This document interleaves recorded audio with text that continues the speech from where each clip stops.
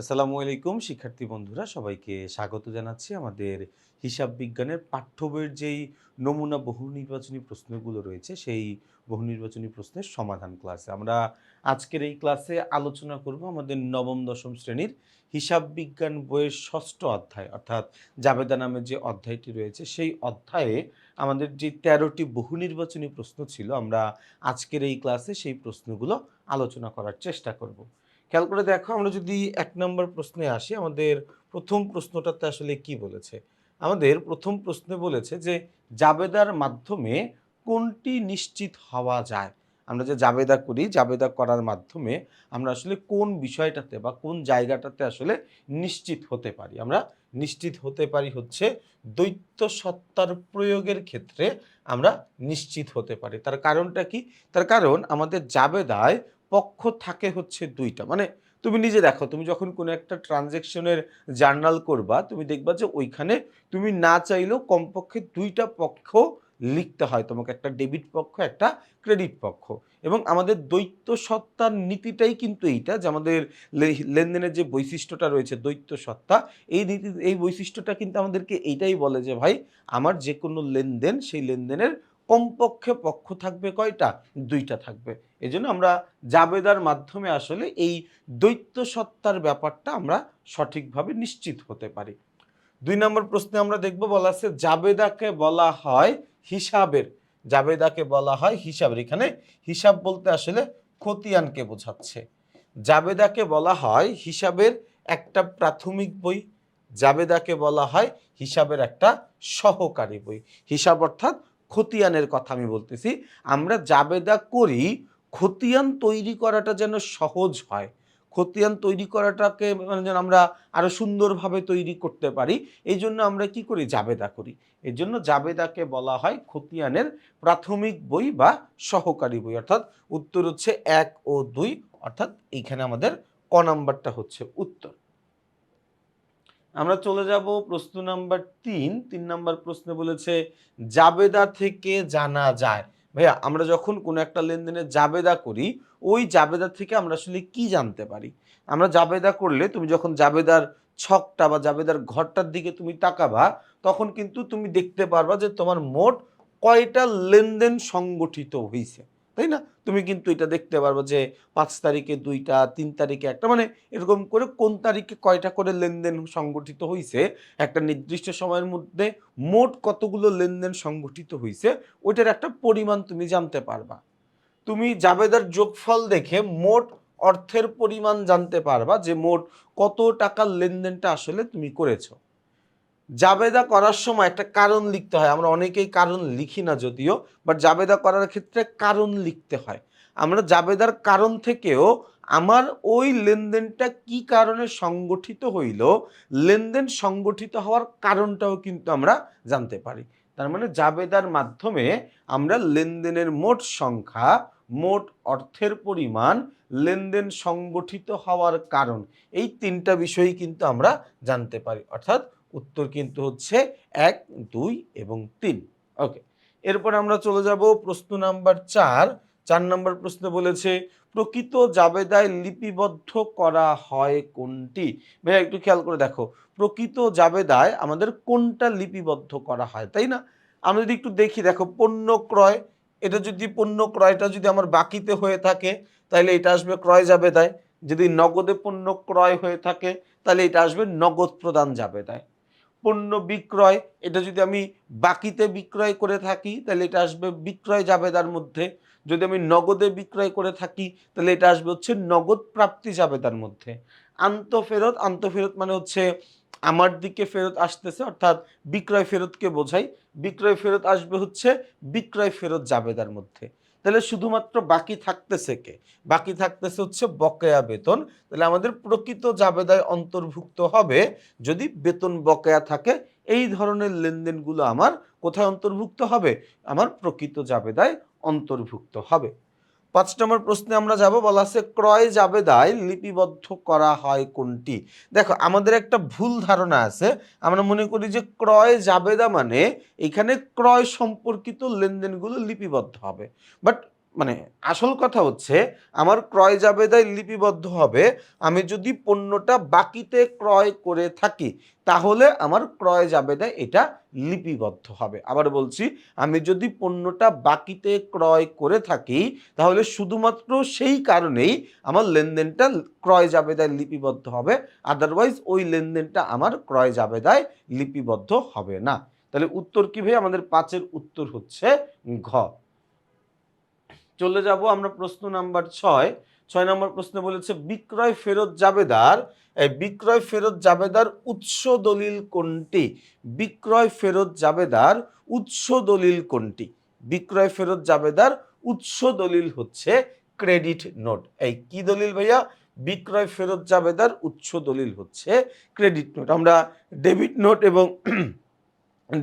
এবং credit note সম্পর্কে জানি যে একজন ক্রেতা যখন বাকিতে পণ্য ক্রয় করার পরে পণ্যটা যদি তার পছন্দ মাফিক না হয়, নমুনা মাফিক না হয়, ভেজাল বা নষ্ট পণ্য হয়, তাহলে কিন্তু সে ওই ক্রয়কৃত পণ্যটা বিক্রেতার নিকট ফেরত দিয়ে দেয় এবং বিক্রেতার নিকট ফেরত দেওয়ার সময় সে একটা দলিল ব্যবহার করে যেটাকে আমরা বলি হচ্ছে ডেবিট নোট।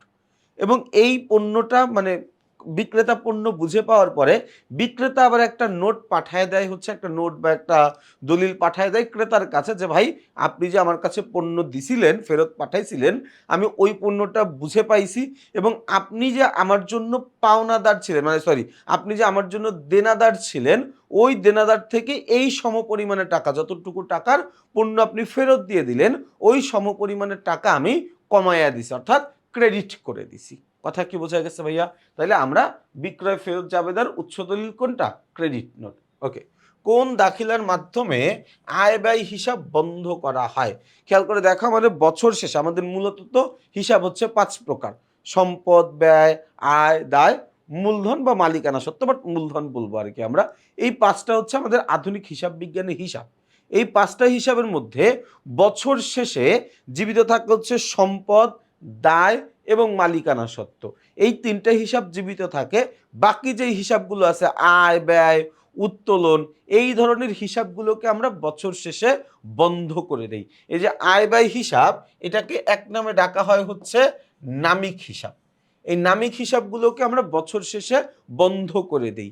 এই যে বছর শেষে আমি আমার নামিক হিসাবগুলোকে বন্ধ করে দিচ্ছি, এই বন্ধ করে দেওয়ার প্রক্রিয়াটার নাম হচ্ছে সমাপনী দাখিলা। বন্ধ করে দেওয়ার প্রক্রিয়াটার নাম কি? নাম হচ্ছে সমাপনী দাখিলা। ওকে। 8 নম্বর প্রশ্নে আমরা আসি, কোনটি ক্রয়ের জন্য অফিস সরঞ্জাম হিসাব ডেবিট হবে? কোনটি ক্রয়ের জন্য অফিস সরঞ্জাম হিসাব ডেবিট হবে? কোনটি ক্রয়ের জন্য, তাই না?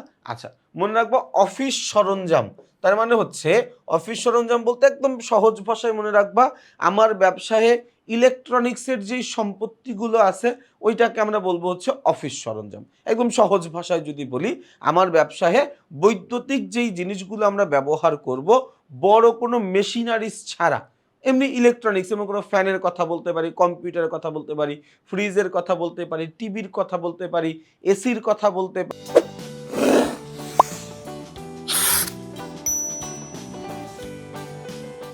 পারি, তারপরে যে সিসি ক্যামেরার কথা বলতে পারি, এগুলো সব হচ্ছে কি আমার জন্য ইলেকট্রনিক্সের আইটেম, তাই না? তো এগুলোকে আমরা বলবো হচ্ছে অফিস সরঞ্জাম। তাহলে এখানে ইলেকট্রনিক্সের আইটেম কি আছে দেখো, স্টাপলার। স্টাপলার এটা হচ্ছে একটা আমার জন্য, ওইটারে কি বলে, এটা হচ্ছে আমার জন্য একটা সাপ্লাইজ। সাপ্লাইজ। পেপার ওয়েট, এটাও আমার জন্য কি একটা সাপ্লাইজ। আলমারি, এটা আমার জন্য কি একটা আসবাবপত্র। তাহলে অফিস সরঞ্জাম কি? শুধুমাত্র হচ্ছে কম্পিউটার, এটা হচ্ছে কি অফিস সরঞ্জামের মধ্যে পড়বে। তাহলে 8-এর উত্তর হচ্ছে খ। আমরা 9 নম্বর প্রশ্নে চলে যাব। দেখো প্রশ্ন নাম্বার 9 কি বলেছে? বলেছে কর্মচারী শাকিলের বেতন অপরিশোধিত রয়েছে, অর্থাৎ আমি এখনো বেতন পরিশোধ করি নাই। যেহেতু বেতন পরিশোধ করি নাই কিন্তু বেতন দেওয়ার সময় হয়ে গেছে, মানে আমার কাছে আমার শ্রমিক বেতন পায়, 1 মাস কাজ করলে বেতন দেওয়ার কথা, সে 1 মাস কাজ করে ফেলেছে, তার মানে তার বেতন সে অর্জন করে ফেলেছে, কিন্তু আমার ব্যর্থতা যে আমি এখনো তাকে নগদ টাকা দিতে পারি নাই, তার মানে তার টাকাটা বকেয়া আছে। তাহলে এই লেনদেনের জাবেদা হচ্ছে বেতন হিসাব ডেবিট, বকেয়া বেতন হিসাব ক্রেডিট। তাহলে বেতন হিসাব ডেবিট, বকেয়া বেতন হিসাব ক্রেডিট। যদি আমি টাকা দিয়ে দিতাম তাহলে এখানে বকেয়া বেতন না লিখে আমি লিখতাম হচ্ছে নগদান হিসাব ক্রেডিট। যেহেতু আমি এখনো তাকে টাকা পরিশোধ করতে পারি নাই, এই জন্য বকেয়া বেতন হিসাব ক্রেডিট। এইখানে আমরা ওই নাম লিখতে পারবো না, যে আমি লিখে দিলাম শাকিল হিসাব ক্রেডিট, লেখা যাবে না। শুধুমাত্র আমি দেনাদার বা পাওনাদারের ক্ষেত্রে নাম ব্যবহার করতে পারি, এছাড়া অন্য কোনো পক্ষের জন্য আসলে নাম ব্যবহার করাটা উচিত না, তো আমরা নাম ব্যবহার করতে পারবো না এখানে। ওকে, 9 নম্বর প্রশ্নের পরে আমরা চলে যাচ্ছি হচ্ছে 10 নম্বর প্রশ্ন। আচ্ছা, 10, 11, 12, 13 এটার জন্য একটা উদ্দীপক পড়তে হবে। আমরা একটু উদ্দীপকটা মনোযোগ দিয়ে পড়ি।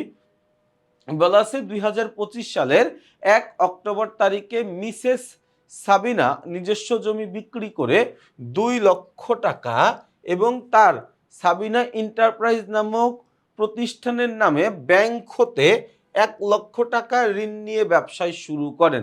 তাহলে দেখো, সে নিজে দিছে হচ্ছে 2 লাখ টাকা এবং ব্যবসায়ের নামে আবার লোন নিছে কত, 1 লক্ষ টাকা নিয়ে ব্যবসায়টা শুরু করছেন। অক্টোবরের 5 তারিখে বলছে কি, বলছে যে 40,000 টাকার আসবাবপত্র নগদে ক্রয়, 40,000 টাকার আসবাবপত্র নগদে ক্রয়। অক্টোবরের 10 তারিখে বলা আছে জনাব মাসুদের নিকট 30,000 টাকার পণ্য নগদে বিক্রয়। অক্টোবরের 15 তারিখে বলছে 5,000 টাকার কৃত পণ্য ফেরত আসলো, 5,000 টাকায় কৃত পণ্য ফেরত প্রদান করা হলো, ফেরত প্রদান করা হলো। ক নম্বর প্রশ্ন, 10 নম্বর প্রশ্ন আমাকে বলছে সাবিনা এন্টারপ্রাইজের প্রারম্ভিক মূলধনের পরিমাণ কত। দেখো, প্রারম্ভিক মানে হচ্ছে বছর বা হিসাবকালের শুরু। এই প্রারম্ভিক মানে হচ্ছে বছর অথবা হিসাবকালের শুরু, বছর বা হিসাবকালের শুরু। আর মূলধন মানে হচ্ছে মালিক যা কিছু দেয়, মালিক যা কিছু দেয়, তাই না? আচ্ছা, তাহলে আমি বলতে পারি প্রারম্ভিক মূলধন মানে হচ্ছে বছরের শুরুতে মালিক যা কিছু দিছে। আচ্ছা ভাইয়া, বছরের শুরুতে মালিক দিছে কত টাকা? বছর বা হিসাবকালের শুরুতে মালিক দিছে 2 লক্ষ টাকা। এই 1 লক্ষ টাকা কিন্তু মালিক দেয় নাই, কারণ বলেই দিছে মালিক ব্যবসায়ের নামে লোন নিছে, মালিক ব্যবসায়ের নামে কি করছে, লোন নিছে, তাই না? তাহলে এই 1 লাখ টাকা মালিক দেয় নাই, ওই 2 লক্ষ টাকাই শুধুমাত্র কি মালিক দিছে। মালিক যা দেয় তাই মূলধন, বছরের শুরুতে দিছে, এই জন্য এটা আমার জন্য প্রারম্ভিক মূলধন। তাহলে উত্তরটা কি হবে? উত্তরটা হবে হচ্ছে 2 লক্ষ টাকা, তাই না? আচ্ছা, এরপরে 11 নম্বর প্রশ্নে আমরা দেখব, বলা আছে যে কি বলা আছে যে অক্টোবরের 5 তারিখের লেনদেনটি কোন প্রাথমিক বইতে লিপিবদ্ধ হবে? অক্টোবরের 5 তারিখ। আচ্ছা, অক্টোবরের 5 তারিখে কি বলছে? বলছে যে অক্টোবরের 5 তারিখে 40,000 টাকার আসবাবপত্র নগদে ক্রয় করেন। 40,000 টাকার আসবাবপত্র তিনি নগদে ক্রয় করছেন। ভাইয়া, এই যে আমি যে আসবাবপত্র ক্রয় করছি, কিভাবে ক্রয় করছি? নগদে ক্রয় করছি। তার মানে আমি বলতে পারি যে এই আসবাবপত্র ক্রয় করার কারণে আমার ব্যবসায় থেকে নগদ টাকা চলে গেছে। এই আসবাবপত্র ক্রয় করার কারণে আমার কাছ থেকে নগদ টাকা চলে গেছে। নগদ টাকা চলে যায়, এই রকম লেনদেনগুলো আমার লিপিবদ্ধ করা হয় নগদ প্রদান জাবেদায়। নগদ টাকা চলে যায় এমন ধরনের লেনদেনগুলো লিপিবদ্ধ করা হয় নগদ প্রদান জাবেদায়। তাহলে এখানেও কি হবে? নগদ প্রদান জাবেদা হবে। এরপরে 10 তারিখ। 10 তারিখে কি বলছে? বলছে যে আচ্ছা, 12 নম্বর প্রশ্নে বলেছে 10 তারিখের লেনদেনটির সঠিক জাবেদা কোনটি? 10 তারিখে কি বলছে? অক্টোবরের 10 তারিখে জনাব মাসুদের নিকট 30,000 টাকার পণ্য নগদে বিক্রয়। দেখো, আমার মানে তারা একটু কনফিউজড হয়তো আমাদেরকে করতে চাইছিল। জনাব মাসুদের নিকট, আমরা সাধারণত জানি যে পণ্যদ্রব্য ক্রয় বিক্রয়ের সময় যদি কোনো ব্যক্তি বা কোনো প্রতিষ্ঠানের নাম উল্লেখ করা থাকে, তাহলে আমরা ধরেই নেই যে ওই লেনদেনটা বাকিতে হয়েছিল। এটা জাস্ট আমরা ধরে নেই, তাই না? কিন্তু এই জায়গায় নাম উল্লেখ করে দিয়েও পাশে কিন্তু আবার নগদ কথাটা বলে দিছে।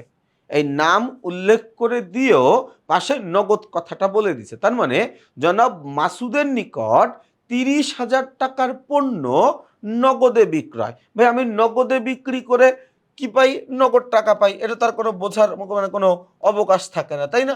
তাইলে নগদান হিসাব ডেবিট। কারণ আমি পণ্য নগদে বিক্রি করছি, নগদে বিক্রি করলে আমি নগদ টাকা পাই, নগদান হিসাব ডেবিট। ওকে ফাইন, ভালো কথা। এরপরে কি হয়েছে ভাই? আমি বিক্রি করছি, নগদ টাকা কেন পাইছি? বিক্রি করছি, তাইলে বিক্রয় হিসাব ক্রেডিট। তাহলে জাবেদা হচ্ছে নগদান হিসাব ডেবিট, বিক্রয় হিসাব ক্রেডিট। আমরা দেখি তো কোথায় আছে এটা, নগদান হিসাব ডেবিট, বিক্রয় হিসাব ক্রেডিট, নগদান হিসাব ডেবিট, বিক্রয় হিসাব ক্রেডিট, এই যে খ নম্বরে আছে। তাহলে আমাদের 12 নম্বর প্রশ্নের উত্তর কি? 12 নম্বর প্রশ্নের উত্তর হচ্ছে খ। আচ্ছা, 13 নম্বর প্রশ্ন যাব। বলা আছে 15 তারিখের লেনদেনের উৎস দলিল কোনটি? ভাইয়া একটু খেয়াল করি আমরা, 15 নম্বর প্রশ্নে কি বলেছে যে 13 নম্বর প্রশ্নে 15 তারিখের লেনদেনের উৎস দলিল কোনটি? 15 তারিখের ঘটনাটা আমরা একটু দেখি আরেকবার। আচ্ছা, 15 তারিখে বলছে যে 15 অক্টোবরের 15 তারিখে 5,000 টাকার কৃত পণ্য ফেরত প্রদান। কৃত মানে হচ্ছে আমি যেটা কিনছিলাম। এই কৃত মানে কি? কৃত মানে হচ্ছে আমি যেটা কিনছিলাম, মানে আমি পণ্য কিনছি, কিনা আমি কি করছি? ওই পণ্যটা ফেরত দিয়ে দিছি। আমি পণ্য কিনছিলাম, কেনার পরে ওই পণ্যটা আমি কোনো একটা কারণে ফেরত দিয়ে দিছি। তার মানে এখানে আমি বলতে পারি ঘটনাটা কি করছে? ক্রয় ফেরত। আচ্ছা, ক্রয় ফেরতের উৎস দলিল হচ্ছে ডেবিট নোট। তাহলে এখানে উত্তর হিসাবে আমরা লিখবো কি? Debit note. খেয়াল করে দেখো অপশনে কি কি আছে? Debit voucher. ডেবিট ভাউচার আমরা ব্যবহার করি আমার প্রতিষ্ঠানের ব্যয়গুলোর ক্ষেত্রে। ক্রেডিট ভাউচার, ক্রেডিট ভাউচার আমরা ব্যবহার করি আমার প্রতিষ্ঠানের আয়গুলোর ক্ষেত্রে। ডেবিট নোট আমরা ব্যবহার করি ক্রয় ফেরতের ক্ষেত্রে। ক্রেডিট নোট আমরা ব্যবহার করি হচ্ছে বিক্রয় ফেরতের ক্ষেত্রে। তাহলে ভাইয়া এখানে উত্তর কি? উত্তর হচ্ছে খ, ডেবিট নোট, তাই না? তাহলে খেয়াল করে দেখো ভাইয়া, আমাদের যে ষষ্ঠ অধ্যায়ে আমাদের পাঠ্য বইয়ে যেই 13টি নমুনা বহু নির্বাচনী প্রশ্ন ছিল, আমরা কিন্তু সবগুলো প্রশ্নই বিস্তারিত আলোচনা করে ফেলেছি। ইনশাআল্লাহ তোমাদের সাথে সপ্তম অধ্যায়ের নমুনা বহু নির্বাচনী প্রশ্নের ক্লাসে আবার দেখা হচ্ছে। সেই পর্যন্ত সবাই ভালো থাকবা, সুস্থ থাকবা, আমার জন্য বেশি করে দোয়া করবা। আসসালামু আলাইকুম।